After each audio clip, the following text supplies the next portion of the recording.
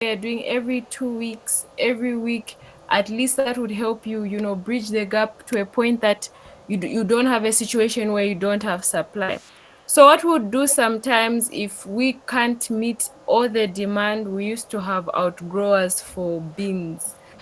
So what would happen is some points would out the outgrowers would be able to help match in terms of the demand.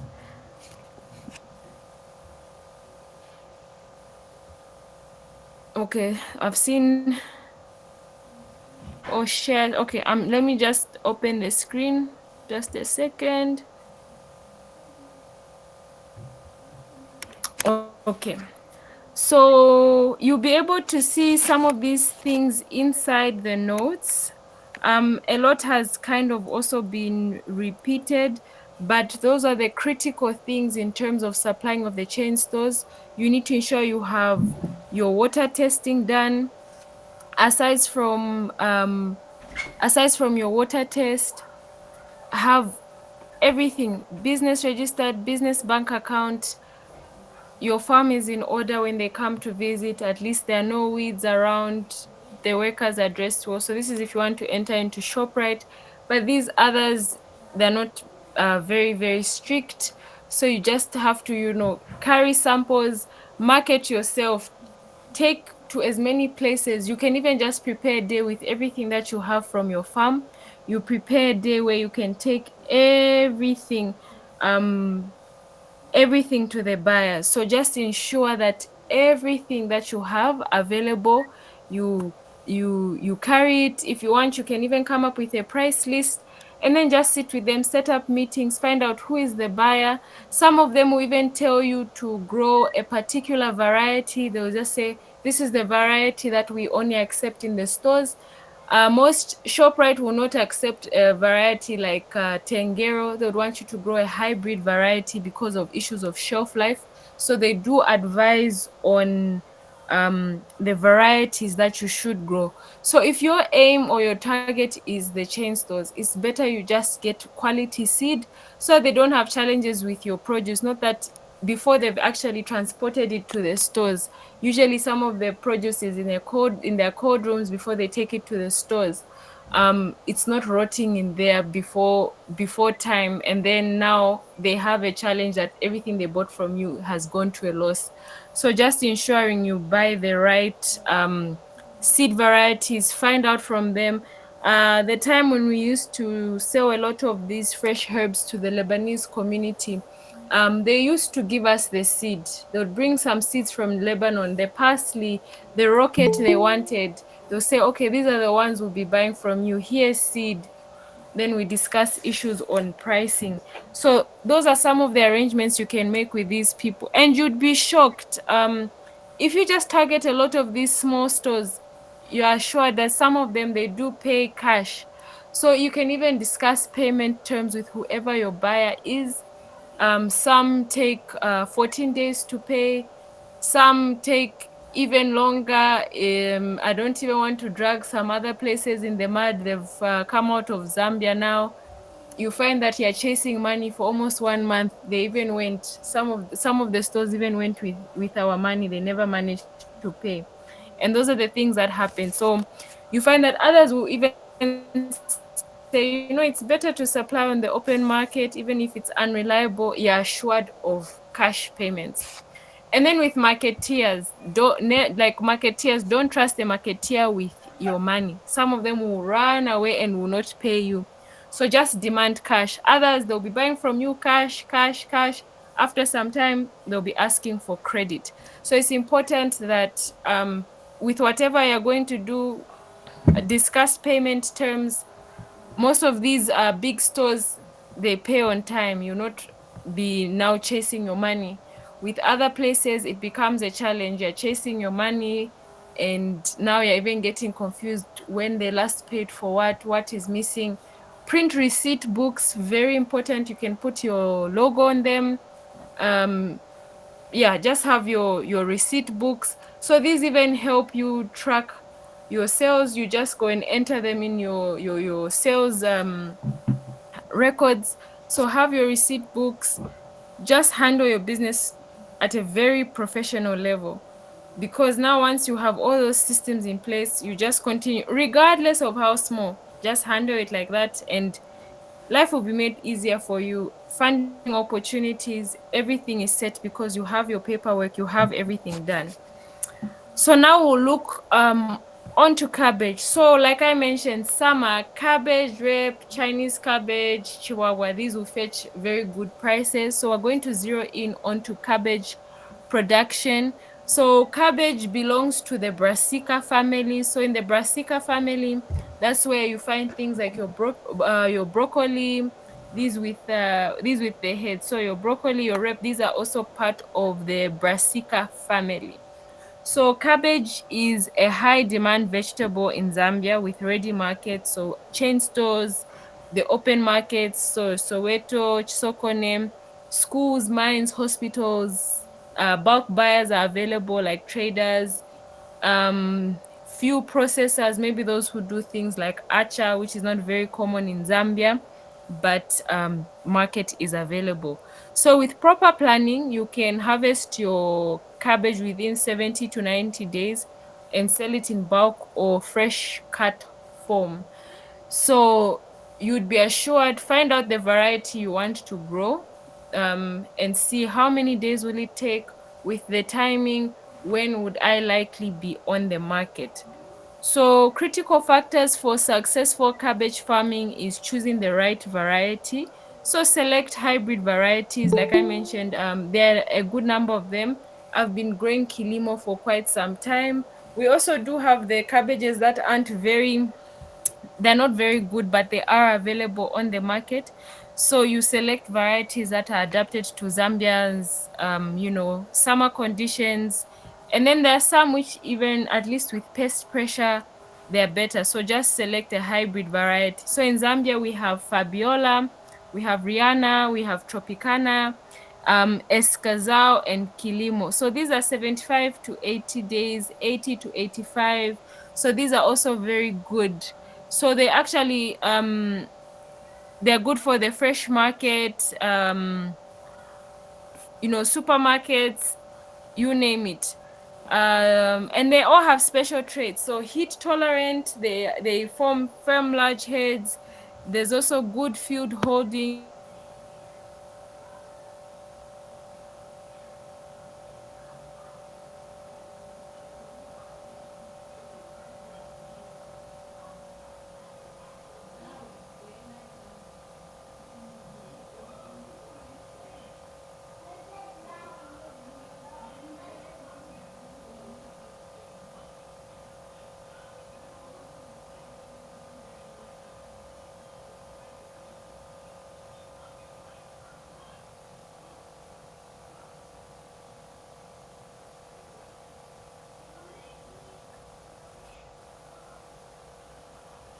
So you have to take note of that.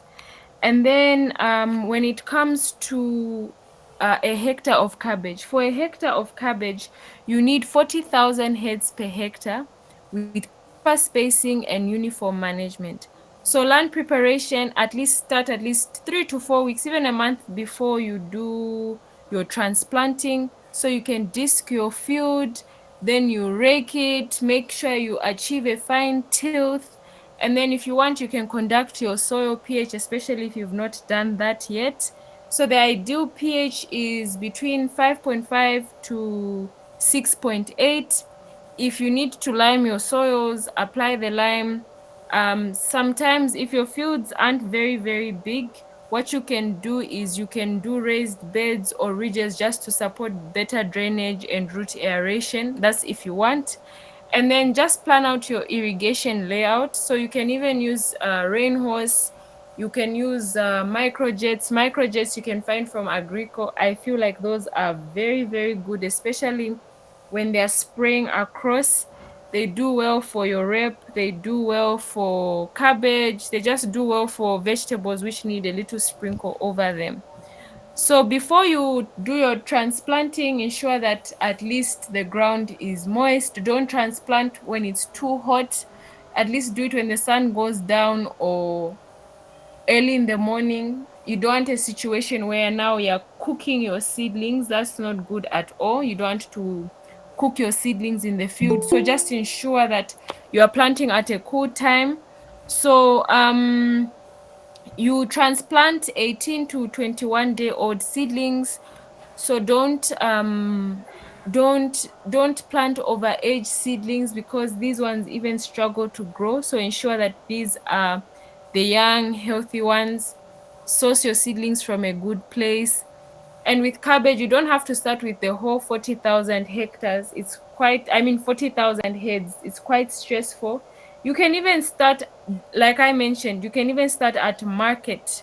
What do you call this? You look at your market first to determine, but like a good number sized field, at least from, if you are closer to the market, the lowest you should have is 5,000 heads. But you can add on a few, because some won't do well. Some of the heads will be very small. Some heads will be cut during weeding. There are all of those challenges that you may face. Some would be very diseased. So some would be attacked by pests.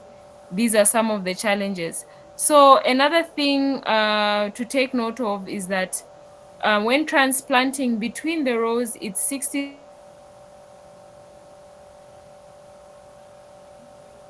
centimeters. You have to water thoroughly after water, so that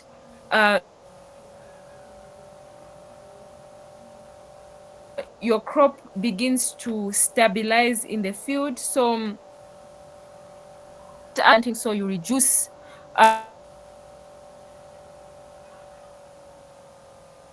you don't put as much water, so that the ones which are very very weak, so you can even do an exception of where you get slightly more. And then with your basal fertilizer, you apply your basal dressing at least 3 to 4 days after transplanting. So you do 10 grams per plant. Where the people doing it, they poke holes. We spoke of, you don't leave fertilizer exposed in the surface. So what they do, even 4 centimeters from the stem, so 10 grams is basically equivalent to your lid of Coca-Cola, the plastic bottle Coca-Cola Fanta lid. That is equivalent to 10 grams. So they can put compound D, or they can even use veg mix B as the basal dressing. So these you can, veg mix B you can find from ETG, so it's a Zambian fertilizers range. Then top dressing, you can do calcium ammonium nitrate. However, with this one, this here is just a blanket rate. What you actually do is you observe how the field is looking, how the crop is looking as well. You can increase it to 20 grams. Sometimes even the interval you'll be doing it, if you see that it's not like performing very well, you can incorporate manure, you can incorporate the tea manure we mentioned. These are just blanket applications. It's just a guide, roughly how much you would need. So you would actually see a point where you could probably need more. And then before head formation, you can apply a Carbon or your nutrient booster, your vegetative booster, which will just help you with good head formation. So you can do that as it is growing. So really with fertilization, I believe it's by observation. You can have the plan, you ensure what you need is available on the farm. However, just observe. So what you can do, you can get calcium ammonium nitrate, you can use your urea, you can do the tea manure with in the water. So these are things that you take note of. You take note of. And then in terms of pest and disease management, you can do you can implement a cycle where you do a 7 to 10 day cycle, or because pest pressure will be higher in the hot season, you do it twice a week. So you ensure you'd have your insecticide. Most importantly, you can even withdraw the fungal a bit. Fungal you increase towards December if you're doing a lot of your if your cabbage is still small around December, that's when you need to up your fungicide. You ensure that you have a sticker and the buffer. So just ensure you have all of those. So some of the chemical options that you can go for, you can go for chlorpyrifos, acetamiprid, catap, diclovos, that's the Doom, cypermethrin, so emamectin benzoate for diamondback moth, sorry, cephas, as they call it, and then there's oxymatrin. So you can just get a range of these help especially in your pest management. And then in terms of diseases, cabbage suffers from soft rot, downy mildew, dumping off, bacterial spot. So field sanitation, ensure that you're weeding your field, even with the pest, even with the diamondback moth, ensure that you're weeding your field, you're watering your field, all of these. Just ensure that the soil is healthy. At some points, you actually need to aerate so that you don't have a hard pan before you put your fertilizers. If they need to aerate, they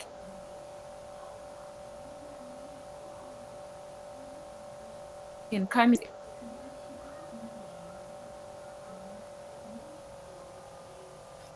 You can add these into your, especially if it's a time where it's damp. There's also your copper,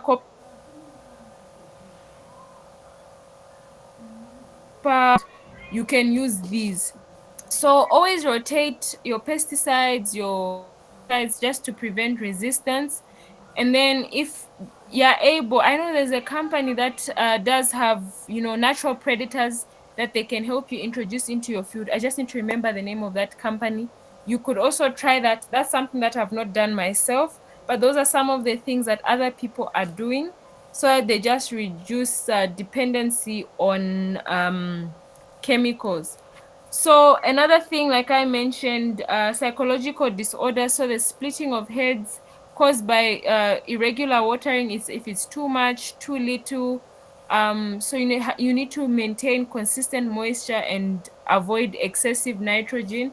So again, if you put too much nitrogen, too much, and also before harvest, if you're still trying to feed it, there's a point you have to reduce on your water, reduce on you stop your feeding once you've really achieved that head. But then there are points where you notice that in the field there are issues of, for example, in your field you find that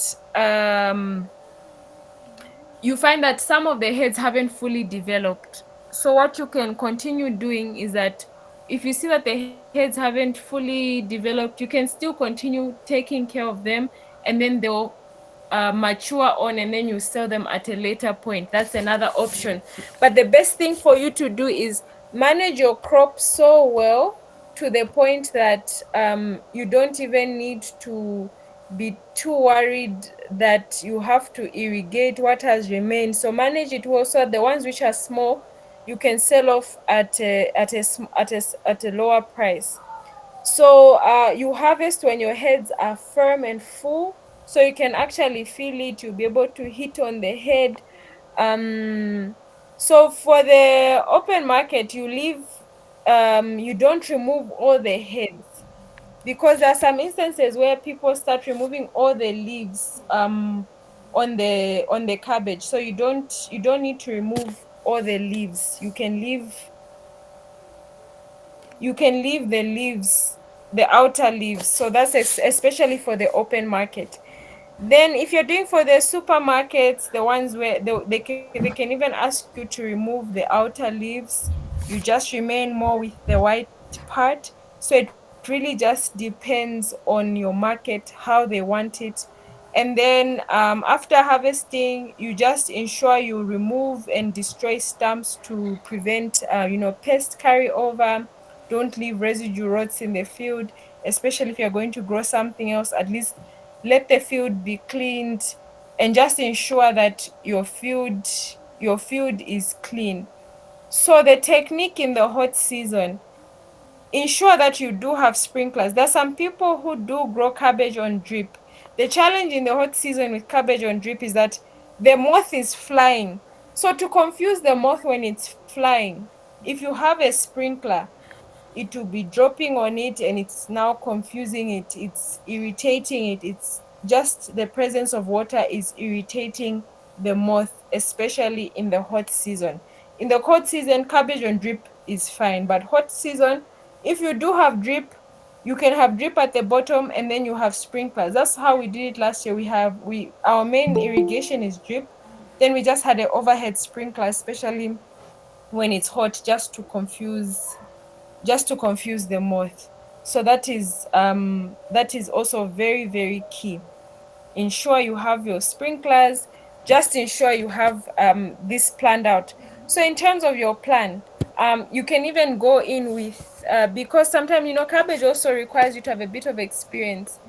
If you're trying to for a start, 15,000, 20,000, if you do have, like, the capacity and the means. On the lower end, 5,000 is okay, 10,000 is okay, still quite big.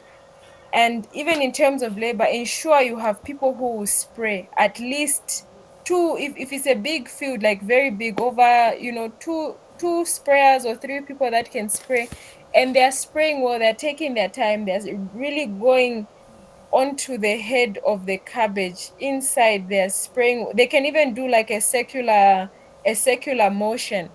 So some of these things which people would like demonstrations on, I can do short clips. Right now, the field has just been prepared for cabbage. We want to do our cabbage planting just towards the onset of September, so that by December we are ready with our cabbage.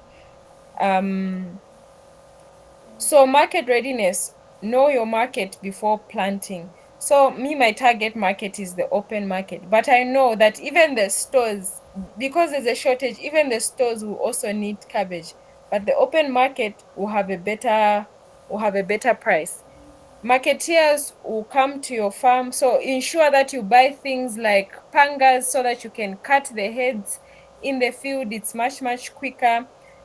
These people also steal cabbage heads. So, for example, you may have a group of 10 women who come.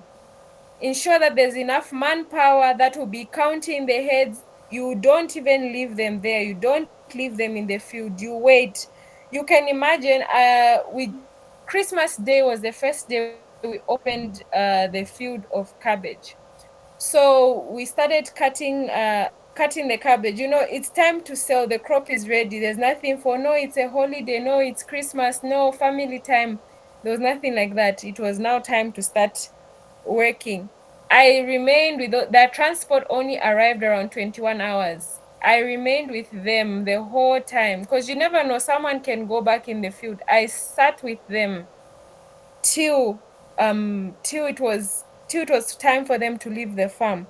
So don't allow people to remain in the field. Don't just leave people idle. Ensure you're counting these heads over here. There's someone that is watching. Maybe everything everyone wants to cut is set. You now start counting. Another person is watching this other side. You're counting, it's leaving the field. You're counting, it's leaving the field. Because this is where things start going. People start stealing. So you can even, not everything will be sold at the same price, so you can do the grading. If some of it is attacked by pest, you'll be able to see. If some of it isn't okay, so you see the head size. Okay, this is a big head, 15 kwacha, 20 kwacha. I think the lowest we sold, even the very ugly ones, we sold them around 6, 7 kwacha, and that was on the farm. We didn't have to go anywhere. It was just on the farm. So those are things that you can take into mind. So ensure you have where to pack them, and even transport. If you decide that you're going to do a very big field, have enough transport if you're going to be transporting to the market. What you can do, you can balance it out. You do on-farm sales, especially if it's a large field. On-farm sales, some days you go to the market, you see, okay, how is the market behaving? Am I able to offload my cabbages? Should I just maintain a relationship with these people coming to get on the farm? So just keep all of this in mind. And then also, if people are picking when it's very hot, ensure that they just move it to the shade. There's some people who want to leave produce out in the field, it starts to lose its shape or form. It's not as hard as it should be. So just ensure that it's kept in the shade, and be on top of your game in terms of pest management. That's actually the hardest part. So sometimes you may burn your fingers with Cephas. It's so uncontrollable, but what you need to do is just have your crop protection on point. Those chemicals that I listed there, those help. There's one from Syngenta called Ampligo. Ampligo is excellent to manage your Cephas. But Ampligo costs an arm and a leg. It's expensive. If you are doing a hectare of cabbage, you are going to spend about 3,000 per liter. Yeah, 3,000 per liter for Ampligo. So it's expensive. And if it's a hectare, it will be it will be one spray. So you can imagine, for one spray. So that's when you have a very large field, you Yeah. can opt for those. But what I noticed, we didn't use the very, high end crop protection, but we still managed. But if you want to achieve that excellent Ampligo for your Cephas, you get it, you have it done well. You have it done well. It's a very good chemical from Syngenta. So just a few extra tips from summer.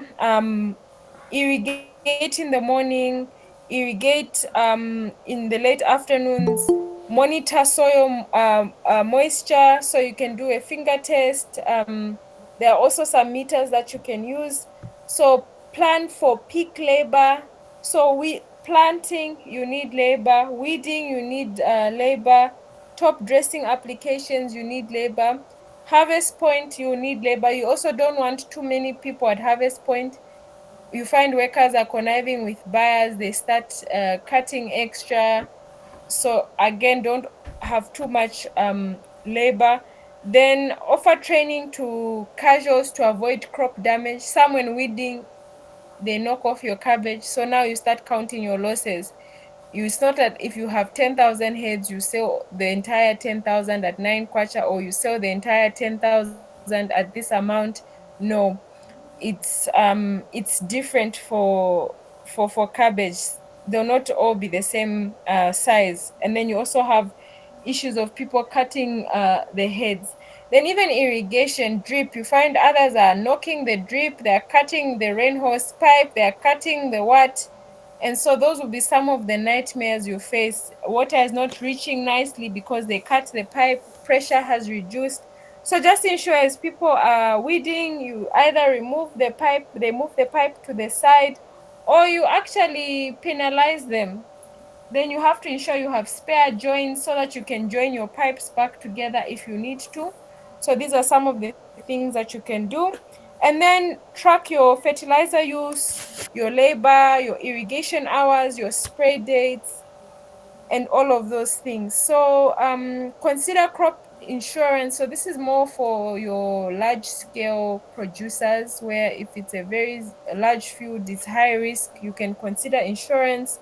You can intercrop with short maturing vegetables to spread the risk. So short maturing vegetables, you have your lumanda. You can have lumanda on the side in summer. You can have your rep, your Chinese cabbage. You're growing hand in hand as you're waiting to harvest your cabbage, to spread the risk, to manage your bills.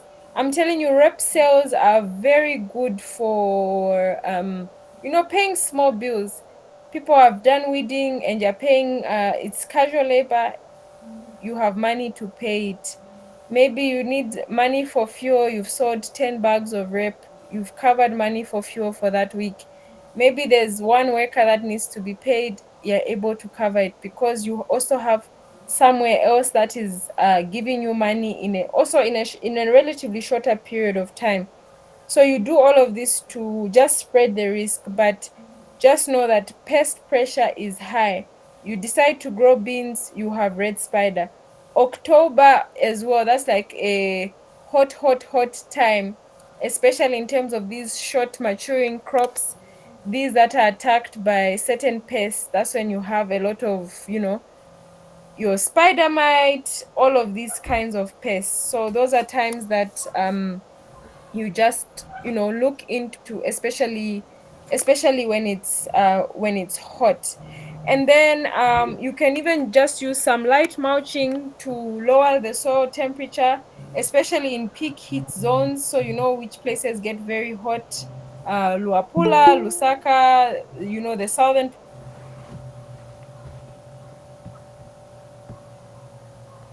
province, the valley, by October is extremely hot. So you have to monitor when you're doing your planting, monitor point where you're cooking. Like I may decide to grow, it really is dependent on those mentioned. Management is also key. So even aside from this lesson, what also helps you perfect the art at whatever you'll be doing is practicing growing. I mean, maybe the first time you don't get it right, or the first time things are okay, you're learning, so the next time, oh, I need to do this better, you gain more experience. So right now, at least for those who are starting out, you're exposed to this material. By the time you're now implementing, some of the things that you recall from the lessons will begin to make it will now start to make even more sense, because now you're actually putting what you've learned into practice. You're now doing things practically. And then before you know it, you have experience, you want to try other things, you want to, you know, grow on a relatively larger scale. You get your fingers burnt, you lose your crop. It's part of the game. Crop loss, crop failure, you know, diseases, you name it, these things do die. Yeah, farming, you need to understand that things will go wrong. But once you adhere to, there's certain things you start overlooking, but once you now understand, okay, hot season, if I want to manage this better, I need to have my sprinklers, I need to water at this time, I need to do my spray program like this, I need to buy, even interchange between three pesticides in the whole entire cycle, not that you're using one same thing. So at least these are some of the things that you know. So your Chinese cabbage, there is a document that we'll share. Also not very complicated to grow. With it as well, you can make very good money from these leafy vegetables which people don't think about. Rep, bondwe, um, Chinese cabbage, chihuahua. If you plan well and they're able to manage all of these properly, relatively good numbers, the marketeers coming to your farm, if it's close to, if it's close to town, even better. These things can give you money. Um, Calembula, you can also look into that. Others, even Katapa does, I think Katapa right now on the market, it is performing quite well. So you can just think, okay, maybe your niche is doing a lot of the traditional vegetables. You can look into that. Um, there's just a lot you can look at in terms of vegetable production. You don't always have to go all in with high value vegetables. Those are costly. Your potatoes, your tomatoes, heavy feeders, your peppers, quite pricey. But if you have a market for it, then you're perfect. Everything is good to go, and it will just all work out for you. So understanding, now we'll look at a bit of the finances. So understanding break even in vegetable production. So for example, irrigated cabbage. So what is break even and why does it matter? So every successful farmer must know their financial break even point. So this is when your income exactly equals your production cost. So at this point, you're not making a loss or a profit. So think of it like this: if you plant X number of cabbages and sell them for this amount of kwacha each, how many must I sell before I cover all my input costs and stop worrying about losses? So that's why here scale matters. That's why here being too small, playing too small becomes a problem. So at least now, if you're doing it at a larger scale, you know that okay, at this level at least I can cover most of my costs. So that's why with the cabbage, if we target a difficult time to grow it, the key problem may be the management part, but we know that around this time the price is going to be better. So what you do, you can even just see, okay, if I plant for example, let me just grab my calculator. For example, you say, okay, I'm going to plant 5,000 heads of cabbage. Out of the 5,000, maybe 3,000 of them you sell at, we'll use lower estimates, five kwacha, so that's about 15,000. Then we say a loss of lowest 5 kwacha, but December is almost impossible, 10, 12, 13.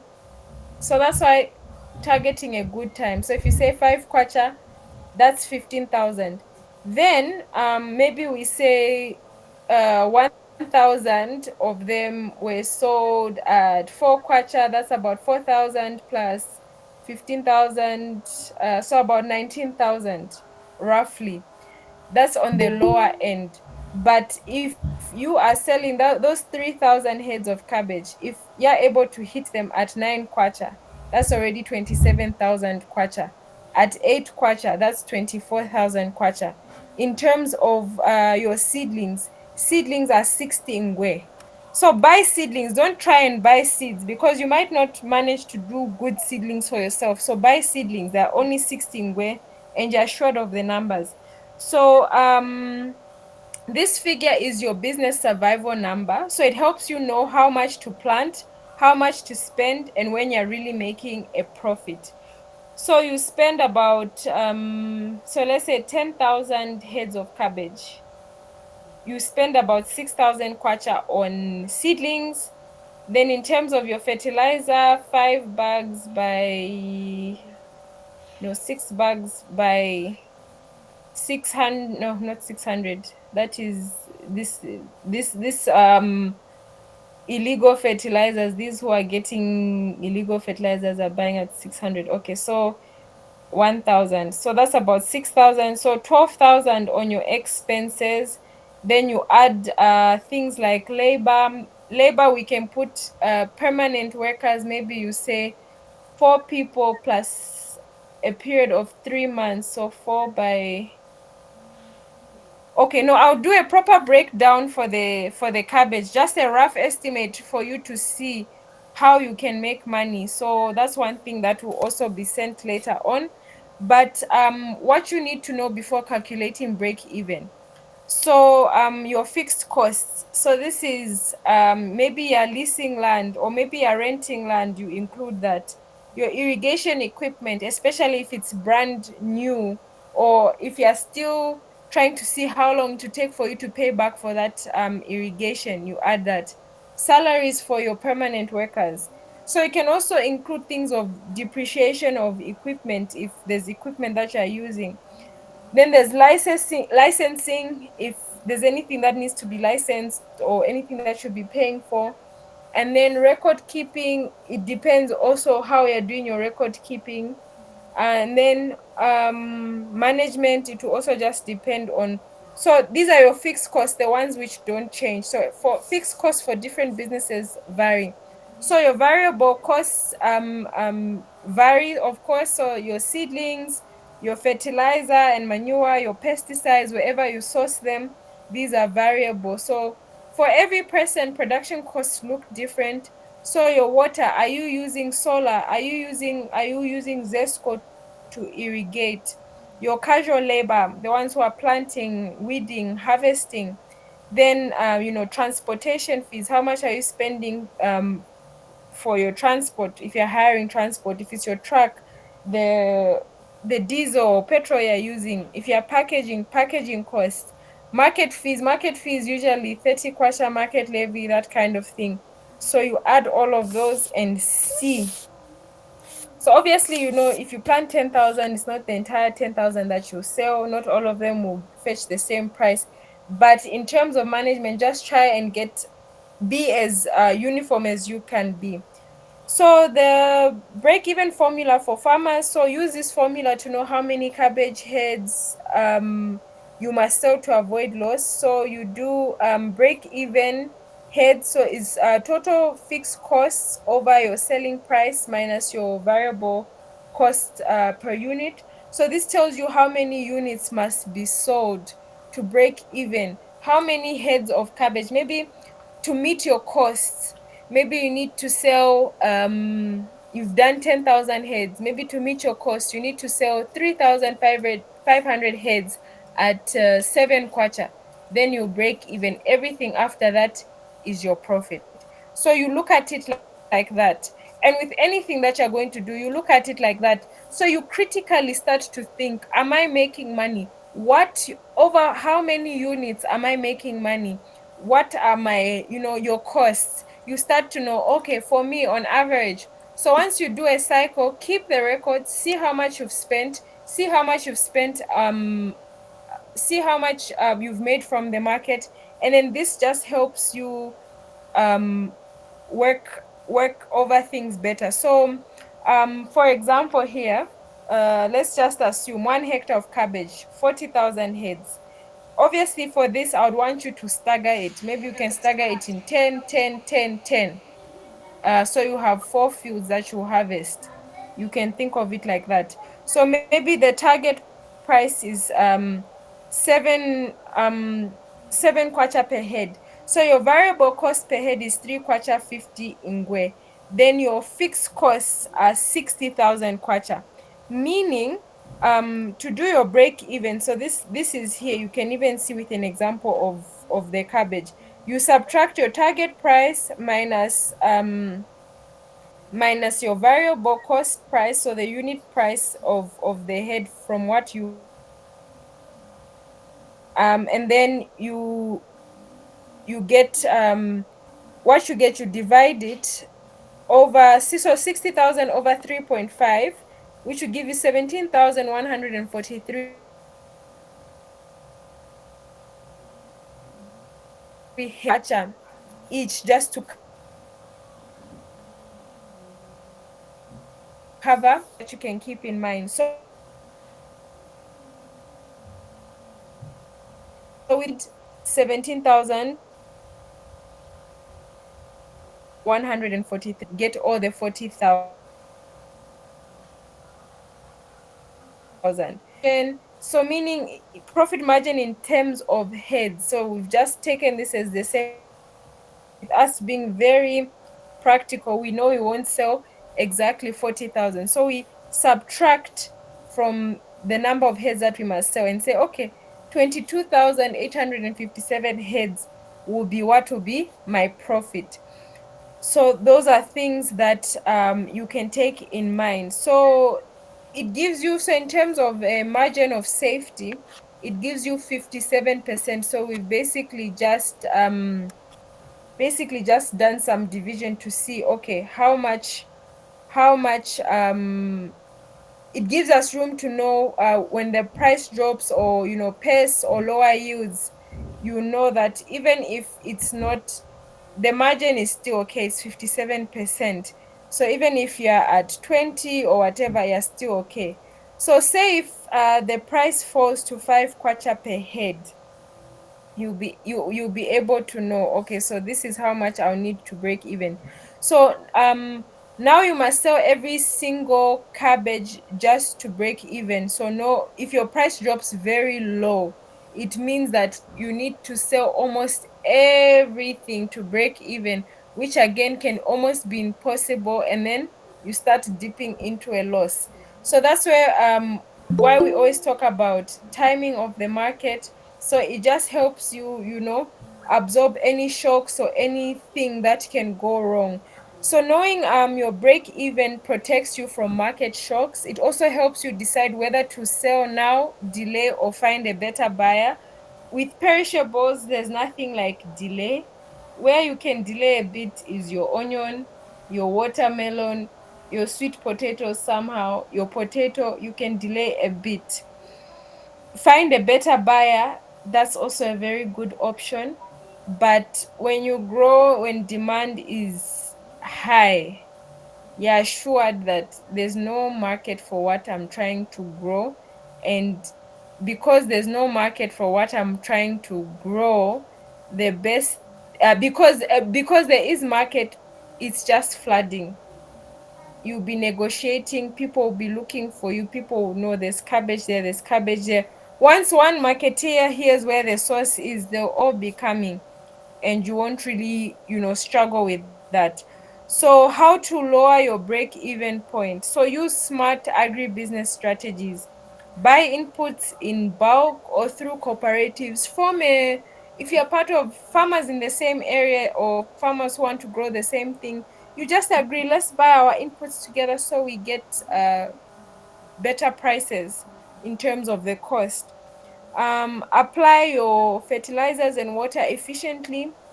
So this goes to say, even just inventory management. Sometimes it's not even you that's finishing your inputs. People are also carrying home for their little gardens. They're selling to the neighbor. They're selling around in the neighborhood.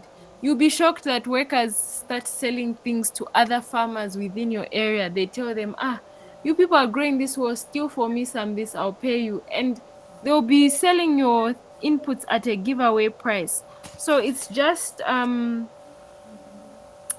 important, very very it's just very very important that you do your inventory management so nothing is wasted. You're not constantly buying things that you don't need. You water efficiently. Zesco is very expensive when it comes to farming activities. So solar helps us to balance out, but um even still the cost is high. Even still the cost is high. So try invest in things like solar long term. That just helps you. So to improve plant survival and yields, use your proper spacing, good pest control, good timing. That is key. So sell during high price months. So just plan your harvest dates very well. Don't delay, don't do delayed planting. That just missing a planting window can mess you up. So just do that. So cut avoidable costs like fuel overuse or overspraying. Things that you can see you can cut, try and cut, but don't cut to the point at the expense of your crop, or to the point that your crop is suffering. There's that thing for, you can't cut so many costs. There are farmers where they cut. At the end of the day, they have a poor crop that can't even fetch a good price. So you can have issues of adding value. Obviously, with the way our cabbage is, we can't really add value. I know in South Africa, places like Eswatini, Botswana, they enjoy acha. So these people who do processing buy lots of cabbages to do vegetable achas. So for us, that's not really the case. But for whatever you can see that you can add value to, do your value addition. That helps, just increasing the price. So why this matters for your agribusiness. Small scale farmers produce without knowing if they're making a real profit. So break even analysis helps you set the right price, especially if you've got targeted markets. Obviously, prices of inputs. The thing is, farmers, we have the short end of the stick. We are price takers of everything, price takers for inputs, price takers from the market. So the only thing that we can really work around is that we try and produce efficiently. So efficiently means proper use of inputs. So plan how much you want to plant. So factors to consider: location. Location will help you know, okay, I'm not wasting my time. I'm not just planting 1,000 heads of cabbage, which will cost me so much. Transporting it will even cost even more than what I'm going to make. So you become a smart farmer. You're not doing things blindly. So understand what you can afford, understand what you can manage. It's so easy to plant big but fail to manage. So plant what you can manage and manage it very well. And that's one thing I live by. I don't stress myself, especially when I know that there's something I'm not going to be able to do. I would rather not do something half done and something not done well. Also, just avoid panic selling. Sometimes as a first timer, you think, I don't know where I'll find the market. Any buyer that comes, you just sell. So just like critically analyze, see what you can do, see where you can sell. Sometimes you almost feel stuck with your produce, you're unable to sell it, but trust me, eventually you will find a buyer. Don't grow at times where everyone is able to manage to grow it. Then another thing that you can take note of is negotiate better with your buyers and your suppliers, so you can see how to negotiate. Prove your profitability to your banks or to your partners or whoever you'd want to get money from. Tell them this can work around this time. If you're partnering with anyone, you can think of such things. So the key takeaways from this lesson: survival break even is the survival line of your business. Profit starts after break even, not at harvest. And that's the thing that some people think: just because you've made a 50,000, it doesn't mean you've made money. That's only your profit start after break even, so keep that in mind. Aim to sell more and spend less per unit. So try by all means to lower your expenses. See what other, crop protection can work, can fit in your budget, so that you lower your cost of production. You don't want a situation where you have a very high cost of production and then the price is low. So try by all means. There are so many different alternatives in terms of management, and you still get the same thing. So just have that in mind. Always track your numbers before and during production. See how things are going. Um, keep record of all that you do, so that this just gives you a thorough plan, a clear picture. um Even if you don't get it right the first time, you will eventually get it right as time goes on. It's just that some people, after being burnt once, you just pull out like, no, I just lost too much production, I don't want to do this anymore. Sometimes you don't. But if you are a smart farmer, I have a friend, they time the market. This is one person, they've gotten burnt so many times to the point now they understand the market so well. They are making money from their farming activities. So we can also look at rep production. It's also one of the easiest types of production that can be um, learned. So very low management. So even in terms of rep production, what I explain for rep is the same management procedures: how you can grow Lumanda, how you can grow Sindambi, how you can grow no, not Chihuahua because of the seed size. But with rep, Chinese cabbage, Wondwe, Lumanda, almost the same thing. Sindambi, basically the same thing. So it's also brassica, same family as your cabbage. So it's cultivated for its leaves, so it's a vegetable. It has different varieties. Oh yeah, rain season, rep gets burnt. So if you want to successfully plant rep very well in the rain season, grow what they call Nanga rep. So it's even here, the local one is called Nanga. Nanga is found from Zamseed. I tell you, if you're doing things like English giant, Hobson, those, they'll get bent by the acid rain. But Nanga has more of a hardy leaf, and you easily be able to offload rep on the market and hit good prices, especially when rains are at its peak. So we have the exotic ones, English Giant, English Essex. So exotic varieties do better than the local ones in the cold season, though currently the prices of rep aren't so good. So rep thrives so well in warmer seasons, so you can cultivate it all year round. October, issues of safer. February, there's that shortage. There's a point in December, there's also a shortage. So with that,